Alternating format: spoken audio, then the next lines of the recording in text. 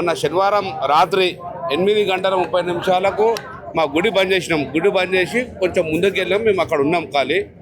మేము వెళ్ళిన 10 నిమిషాలకే ఇక్కడ కొత్తిమీర అమ్ముకుంటుండు. వాడు ముస్లిమే కొత్తిమీర అమ్ముకుంటాడు. ఇంకోడు ఉన్నాడు, ఇద్దరు.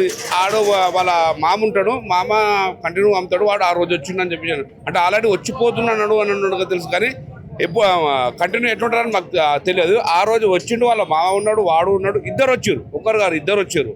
అయితే ఉన్న తర్వాత ఇంకా స్థానిక బండి మీద పోతుంటే అన్న అని చెప్పేసి అంటే మేము ఉరికొచ్చాం. ఆల్రెడీ ఉరికొచ్చే వరకు బాత్రూమ్ పోయిండు, కూర్చుండు, మల విచారణ చేసిండు, కూర్చుండు. 8:45 అవుతుంది. నైట్ 8:04 గుడి బంద్ చేసినాం. 8:45 ఘటన స్టార్ట్ అయింది. 8:45 ఘటన స్టార్ట్ అయ్యి జరిగింది. ఆడు వచ్చిండు, ఇక్కడి నుంచి వచ్చిన కూర్చుండు, ఇలా కూర్చున్నాడు. కూర్చున్న తర్వాత ధర్మం చూసి అసలు ఏం చేస్తున్నా అన్నప్పుడు మాకు క్యాప్ కనబడ్డది. కింద కూర్చున్న వరకు, పైన నుంచి కింద కూర్చున్న వరకు ఆయన టోపీ కనబడదు. ఎవరు అని చెప్పేసి మేము మురికొచ్చినాము. వచ్చి చూసే వరకు అన్న మనము చేయడం జరిగింది. అది కానీ వాడు ఇప్పుడు చెయ్యాలనుకుంటే పెట్రోల్ పంప్లా ఉన్నది, అక్కడ ఉన్నది, ఇక్కడ ఉన్నది, బాత్రూమ్ కూడా ఉన్నది. చేయాలంటే ఏదైనా చేయగలుగుతాడు. ఉద్దేశపూర్వకంగా కావాలని పనిగట్టుకొని ఒకడు వీడియో తీస్తుండు, ఒకడు కూర్చున్నాడు. ఇది జరిగిన వాస్తవం. ఇది ముందడున్నాడు, మమ్మల్ని రాగానే ఉరికిపోయినాడు. వీడియో తీసాడు, వెళ్ళిపోయాడు. మలమూత్ర దొరికిండు, మలమూత్ర చూసినాడు, దొరికిండు. ఇన్నే వాంతో నువ్వు ఎందుకు కూర్చున్నావు, ఏం చేస్తున్నావు అని చెప్పేసి చెప్తే వాడు వెకిలిన విషయాలు చేసి నవ్వుతూ మాట్లాడుతుండు. అసలు ఏం సంబంధం లేని మాట్లాడుతున్నాడు. అది పాయింట్. ఎందుకు ఈడ ఓడరా, నీకు చెప్పినోడు ఓడరా అని చెప్పేసి చెప్తే కూడా ఏం సమాధానం చెప్తలేడు వాడు. నెక్స్ట్ వాళ్ళకు దేశశుద్ధి చేసాం. కొట్టాం మేము. ఇక్కడ కొట్టేసి పోలీసు వాళ్ళకు మేము లీగల్గా ఏం చేయాలన్నది పోలీసు వాళ్ళకి అప్పచెప్పినాము. దేశశుద్ధి చేసి వాళ్ళకి అప్పచెప్పేసేసినాము.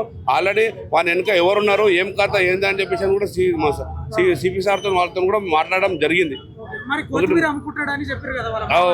అలా మామ వాళ్ళని అడుగుతా. ఆల్రెడీ వాళ్ళ ఆటో ఇట్లా అని పల్లగొట్టేసారు. వాడు వెళ్ళిపోయాడు. వాళ్ళ మామ కూడా వెళ్ళిపోయాడు. ఆ విషయం కూడా ఇలా చెప్పినాం, సార్ వాళ్ళకు కూడా చెప్పినాము. పట్టుకొని వస్తాము, మేము ఇంట్రాగేషన్ చేస్తామని చెప్పేసినారు. కానీ 3 రోజులు అవుతుంది. ఇంతవరకు ఏం ఇంట్రాగేషన్ జరిగింది, ఏం వ్యవస్థ అయింది, అతను ఎవడు, బంగ్లాదేశ్ వాడా, పాకిస్తాన్ వాడో, రోహింగ్యాంగా, అసలు నా ఆధార్ కార్డు ఏంది, మోలాలి ఉంటాడు అని చెప్పేసి వార్త వచ్చింది. మాకు మోలాల్లో ఉంటాడు అని చెప్పేసి వచ్చింది. మరి మోలాల్లో మొత్తం ముస్లింలు మొత్తం పోషిస్తుంటారా, ఏం చేస్తున్నారు? మన బంగ్లాదేశ్ నుంచి వచ్చిన వారు రోహింగ్యా అని చెప్పేసి కొంతమంది. మళ్ళీ తీరా దగ్గరకు వచ్చినాక వీరి నుంచి పాలమీ హాస్పిటల్ తీసుకుపోయారు. హాస్పిటల్ దగ్గర పోయిన తర్వాత ఒక కానిస్టేబుల్ వాడు పిచ్చోడు అని చెప్తాను.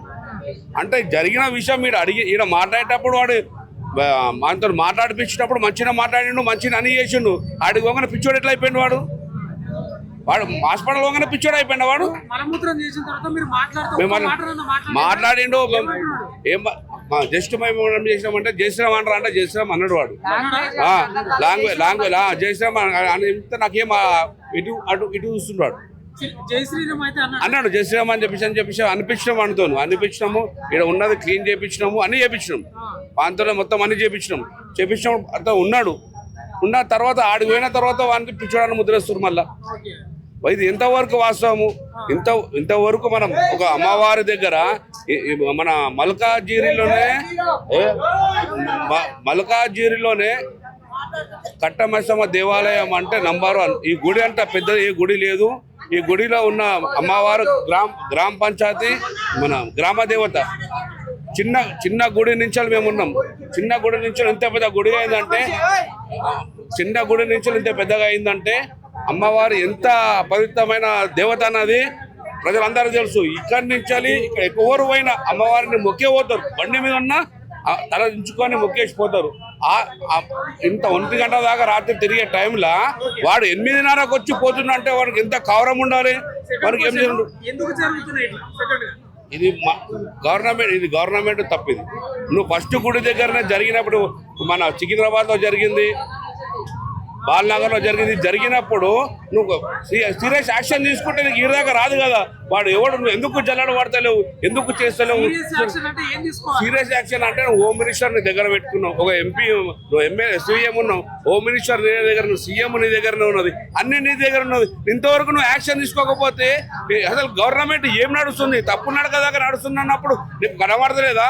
నువ్వు ఇంత ముందుకు నువ్వు ఇంత ముందుకు మల్కాజిరి ఎంపీ నువ్వు కాబట్టి ఈ రోజు సఫీల్ కూడా మల్కాజిరిలో ఇంత ప్రవితమైన అమ్మవారికి ఇంత నష్టమైనప్పుడు ఇంతవరకు మాట్లాడవా చెయ్యవా నువ్వు ఏ మంత్రి రారా ఇప్పుడు ఆ సమ్మక్క సారక్క ఉన్నప్పుడు అంత మంత్రులు అంత మంది దగ్గర పోతున్నారు కదా ఇంత ఇంత ఘటన జరుగుతుంది 3 రోజుల నుంచి ఎవరు వచ్చి అడగరా చెయ్యరా ఏ నాయకుడు రారా ఈ రోజులో మేము ఏ మంత్రి అయినా ఎవరు వచ్చినా మాకు వచ్చిన న్యాయం చేయలేకపోతే ముందు వచ్చే తరంలో ఖచ్చితంగా మల్కాజిరిని బంద్ చేస్తాము లేకపోతే కలెక్టరేట్ ముట్టడించడానికి కూడా మేము సిద్ధంగా ఉన్నాం.